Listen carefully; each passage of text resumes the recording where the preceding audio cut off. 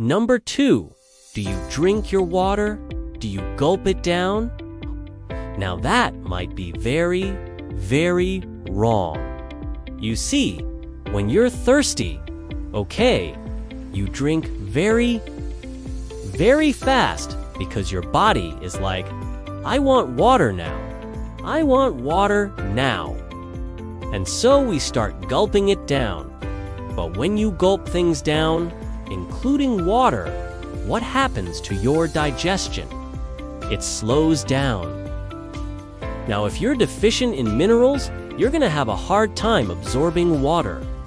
You see, if you drink too much water, you're going to dilute the minerals in your body, and that can create other problems.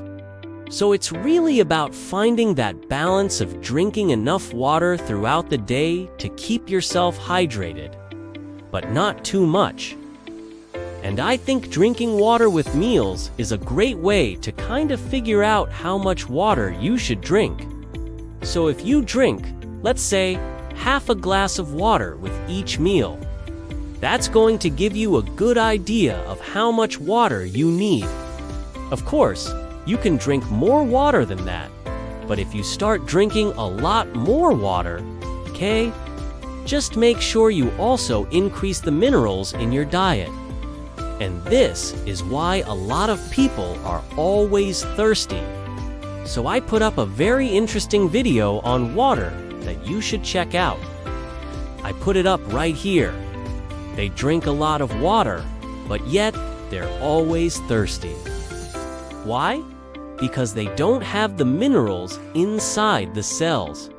So when you consume too much water without the minerals, the body can't hold on to it. It's gonna flush it out. Now, if you were to take a little sea salt and put it in your water, you will find that you can absorb that water much better. In fact, I always recommend that people drink their water with a little bit of sea salt in it.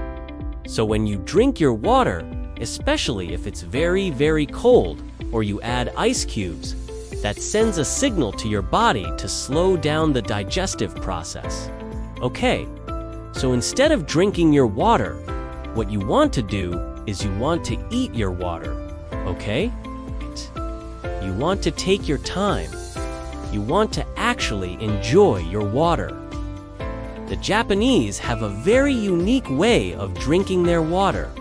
They actually take 2 hands, they hold it in a glass, and they actually use both hands to bring it to their mouth.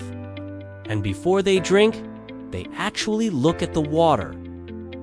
So there's a lot of things that we can learn from other cultures in drinking water.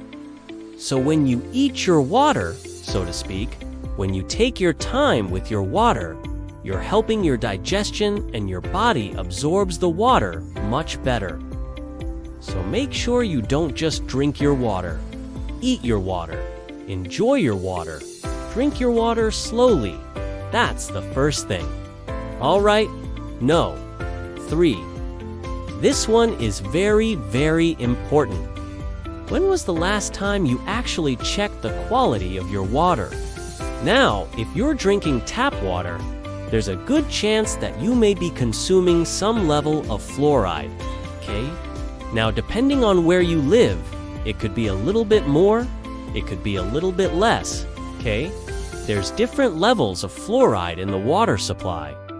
Now, fluoride in small amounts is not going to hurt you. However, too much fluoride over a period of time can create a deficiency in certain minerals, primarily in your thyroid. So if you're consuming a lot of fluoride water, a lot of fluoride in your water supply, I would recommend taking a little more sea kelp on a regular basis. Now, if you have the choice of drinking distilled water or spring water, which one would you pick? Now, a lot of people would pick the spring water because distilled water, well, it doesn't taste that good, right? But the problem with spring water is that it can also contain fluoride. So if you have a choice between the two, I would definitely go for the distilled water and then add a little bit of trace minerals. Okay, I would do that versus drinking the spring water. Now, if you have the choice between tap water and well water, which one would you choose? Well water, right? Because well water generally does not have any fluoride. And then you also have the added advantage of not having chlorine in the water. And of course, when you use a Berkey, you have all these additional benefits. Not only do you get the fluoride out, but you get all the heavy metals out. It's the chlorine out, the pharmaceutical drugs out, the pesticides out, the herbicides out, the fungicides out, all right? No.